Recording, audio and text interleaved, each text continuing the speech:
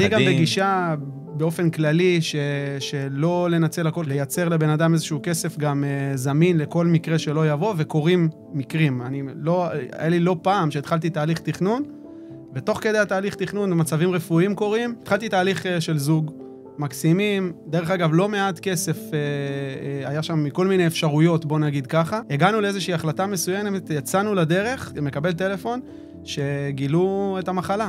וואו. עצרנו את הכל, עצרנו את התהליך, כי זה פתאום, שוב, תחשוב שכל מה שבנינו עליו, לא רלוונטי. לא רלוונטי. תכננתם א', מציאות ב'. זה בדיוק, דרך אגב, עניין של ליווי, כי כשזה קורה, ישירות מול הגוף המוסדי, לך עכשיו תעצור את זה בזמן. אתה יודע מה, גם לא ידעו להגיד אם זה נכון לעצור או לא נכון לעצור, כי האינטרס הוא מובהק, להמשיך. נכנסים פה המון אלמנטים חדשים לסיפור הזה, וזה חלק גם מיצירתיות וממקצועיות, אבל גם מעניין של התאמות, דינמיות, כמו שאמרת, ושינויים שקורים תוך כדי.